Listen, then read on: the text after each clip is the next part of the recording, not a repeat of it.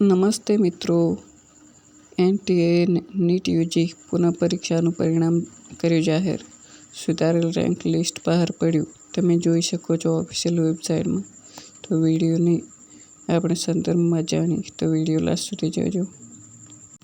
NEET યુજીમાં જે ટોપ result આવ્યા પછી ટોપ 67 હતા તેની જગ્યાએ 61 થઈ ગયા. નીટ યુજીની પરીક્ષાની પુનઃપરીક્ષા 23 જૂને લેવામાં આવી હતી. નેશનલ ટેસ્ટિંગ કાઉન્સિલ દ્વારા પરિણામ જાહેર કરવામાં આવ્યું.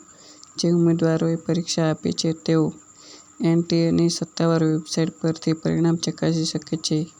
1563 ઉમેદવારો માટે ફરીથી પરીક્ષા લેવામાં આવી હતી, જેમાંથી 813 વિદ્યાર્થીઓએ ફરીથી પરીક્ષા આપી હતી. જે ઉમેદવારોએ આ પરીક્ષા આપી હતી તેઓ તેમના અરજી નંબર અને જન્મ તારીખની વિગતો અપલોડ કરીને નીટ યુજી 2024 પરીક્ષા પોર્ટલ પરથી exam.nta.ac.in/NEET પર વેબસાઇટ પર જઈને પરીક્ષાનું પરિણામ જોઈ શકે છે લોગિન થઈને.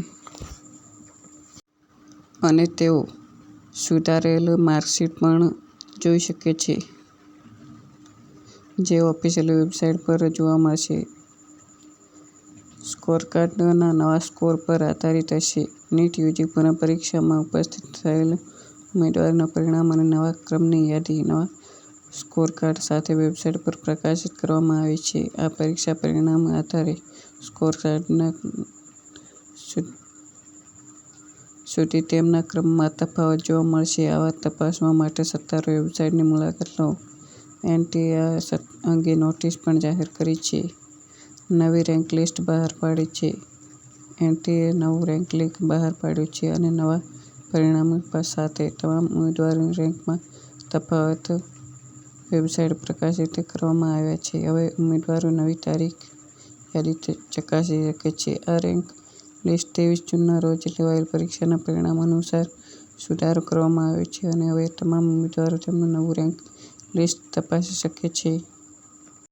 જે પહેલા 67 ટોપ હતા તેમની જગ્યાએ 61 થઈ ગયા. રિઝલ્ટમાં ફેરફાર થયો અને પરીક્ષા સંપૂર્ણ શાંતિપૂર્ણ થઈ ગઈ. જેમાં 1563 વિદ્યાર્થીઓમાંથી 813 વિદ્યાર્થીઓએ પરીક્ષા આપી હતી. તેમનું પરિણામ જાહેર થઈ ગયું છે. રેન્કમાં પણ સુધારો થઈ ગયો છે. કાઉન્સેલિંગ ક્યારે થશે? All Indian quota IAQ seat માટે NEET UG 2024 undergraduate medical counselling MCC 6 જુલાઈથી શરૂ થવાની શક્યતા છે. કાઉન્સેલિંગ શેડ્યુલ અને મહત્વપૂર્ણ વિગતો ટૂંક સમયમાં mcc.nic.in વેબસાઇટ પર જાહેર કરવામાં આવશે. 6 જુલાઈથી કાઉન્સેલિંગ થઈ શકે તેવી શક્યતા છે. તો આ વિડીયોમાં આપણે નીટ યુજી પરિણામ કેવી રીતે ચેક થાય અને તેમાં શું સુધારો આવ્યો તેના વિશે જાણકારી મેળવી.